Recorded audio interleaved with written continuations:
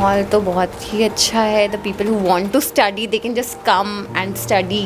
They get a good surrounding here in order to study. मेरा हमेशा से humanities ही background रहा है, तो पहले से ही ऐसा था कि I have to get into government job, क्योंकि मेरे फैमिली में भी सारे गवर्नमेंट जॉब में ही हैं. तो मुझे ऐसे देखते देखते भी लगता था अरे government job is very nice, very nice, very nice. तो फिर आफ्टर 12th आई डिसाइडेड कि मैं डेफिनेटली इसी में जाऊंगी. फिर ये फिगर आउट करने में टाइम लग गया कि हाँ यूपीएससी ही करना है. तो ये तो यूट्यूब है. मुझे लगा कि मुझे कुछ गाइड चाहिए, लेकिन सबको ये चीज़ नहीं चाहिए रहता है कि मुझे गाइडिंग फैक्टर चाहिए.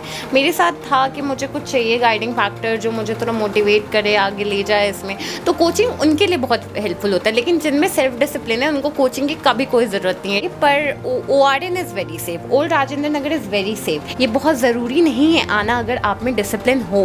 आप घर बैठ के भी उतनी अच्छे से ही तैयारी करते हो, लेकिन यहाँ पे आपको थोड़ा पुश फैक्टर मिल जाता है कि आप लोगों को देख रहे हो पढ़ते हुए, लोग थोड़े मोटिवेट कर रहे हैं. नमस्कार दोस्तों, जैसा कि आपको पता है कि पिछले काफ़ी समय से हम लोग यूपीएससी से रिलेटेड वीडियोज ला रहे हैं.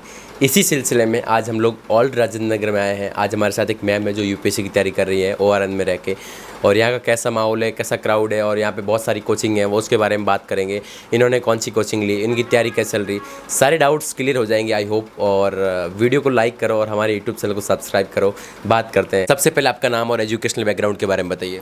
हाय, आई एम कृति और मैं पटना से आई हूँ. मैंने अभी मास्टर्स अपना कंप्लीट किया है पॉलिटिकल साइंस में, और मैं अभी 3-4 महीने पहले शिफ्ट हुई हूँ यहाँ पे, और मैं विजन IAS से क्लासेस ले रही हूँ. अच्छा मैम, ओवरऑल बात करते हैं कि यहाँ पे ओल्ड राजेंद्र नगर का कैसा माहौल है. माहौल तो बहुत ही अच्छा है. The people who want to study they can just come and study.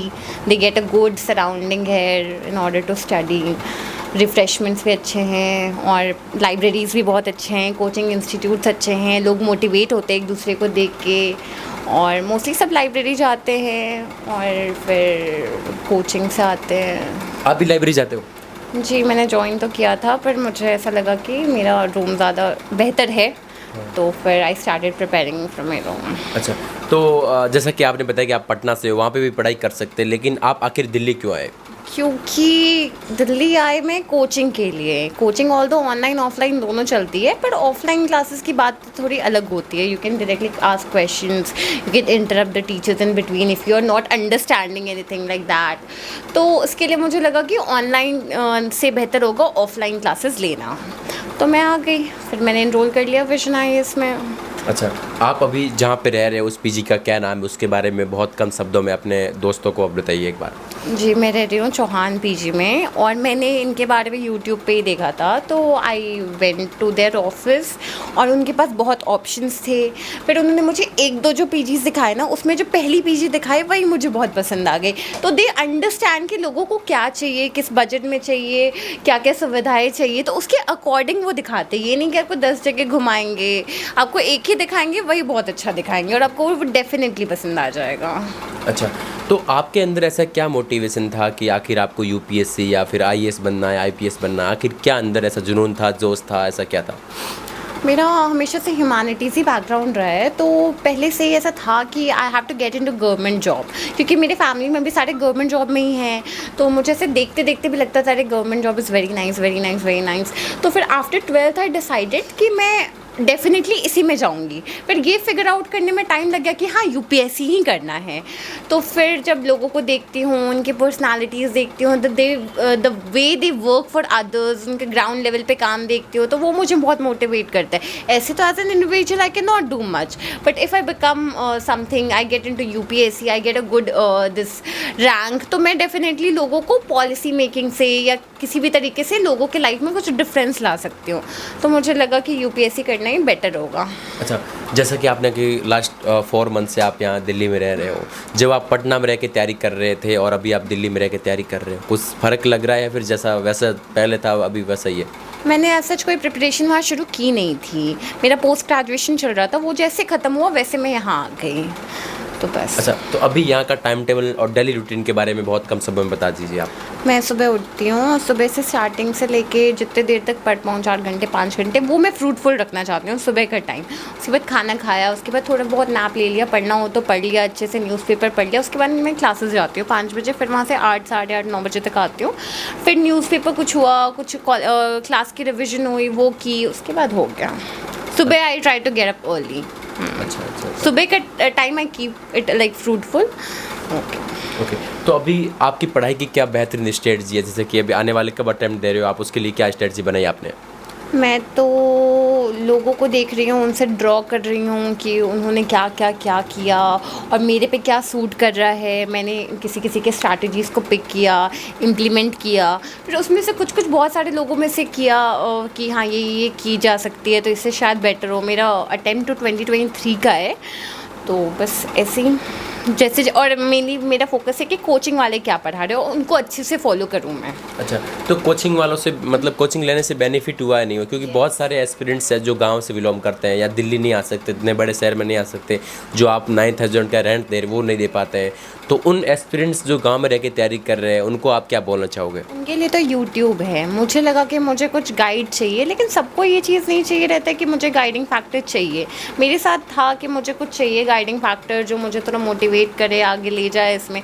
तो कोचिंग उनके लिए बहुत हेल्पफुल होता है, लेकिन जिनमें सेल्फ डिसिप्लिन है उनको कोचिंग की कभी कोई ज़रूरत नहीं है. टेलीग्राम हो या कोई भी चैनल हो, उनको फ्री में हर कोचिंग इंस्टीट्यूट के वीडियोज़ मिल जाते हैं, ऑप्शनल के वीडियोज़ मिल जाते हैं. तो पैसे फेंकने की कोई ज़रूरत नहीं है. सच उनको नोट्स चाहिए होता है, वो अमेज़ॉन पे, फ्लिपकार्ट पे अवेलेबल हो जाता है.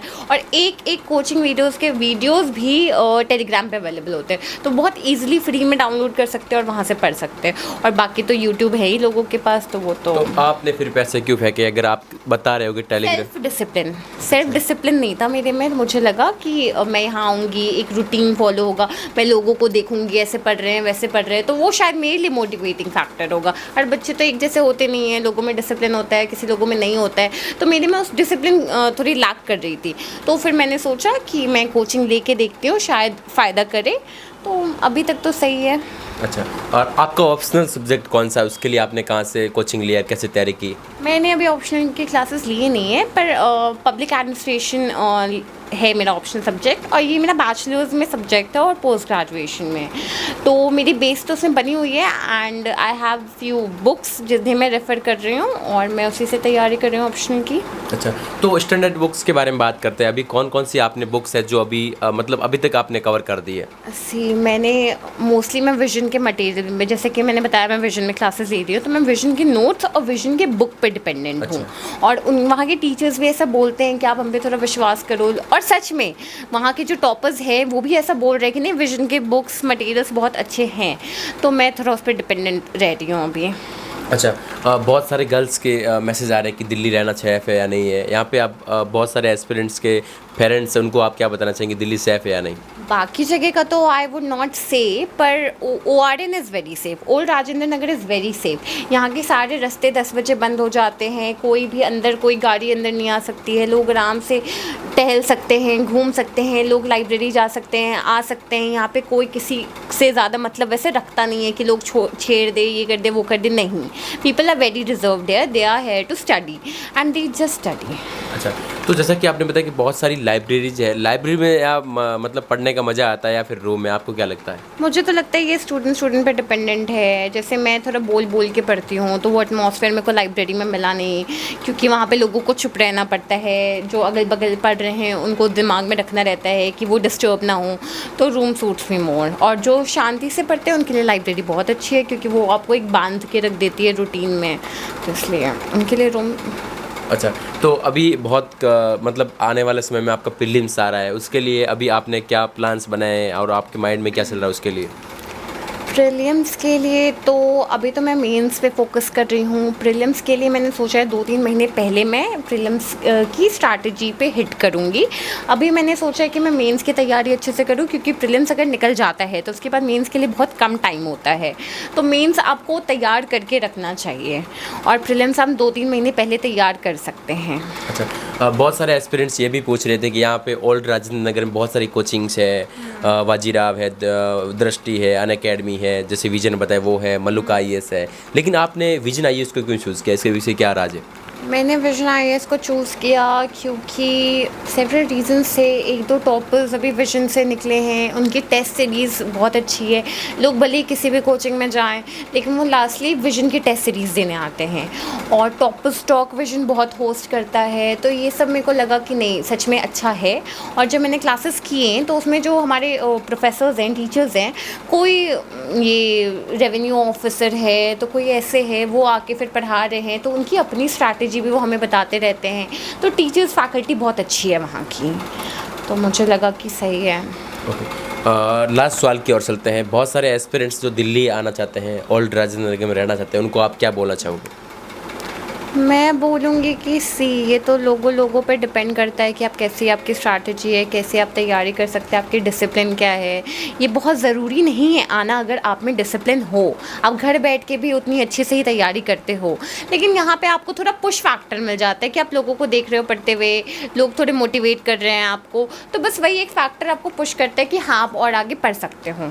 ओके, दोस्तों, जैसा कि ये आप देख रहे हैं, ये पीजी चौहान पीजी है। Chauhan PG sir, Chauhan sir के नंबर मैंने डिस्क्रिप्शन दे दिया है, वहाँ से आप बात कर सकते हैं। अगर आपको ओल्ड राजेंद्र नगर या फिर करोल बाग में पीजी फ्लैट से, उनसे भी कांटेक्ट कर सकते हैं। आई होप दोस्तों वीडियो अच्छा लगा होगा। प्लीज़ वीडियो को लाइक करें और हमारे यूट्यूब चैनल को सब्सक्राइब करें। आपके एक सब्सक्राइब और एक लाइक से हमें मोटिवेशन मिलेगा, और इसी मोटिवेशन की वजह से हम और इसी जोश के साथ और भी एस्पिरेंट्स के वीडियो लेंगे। जय हिंद दोस्तों, मिलते हैं अगले वीडियो में। Bye bye and take care.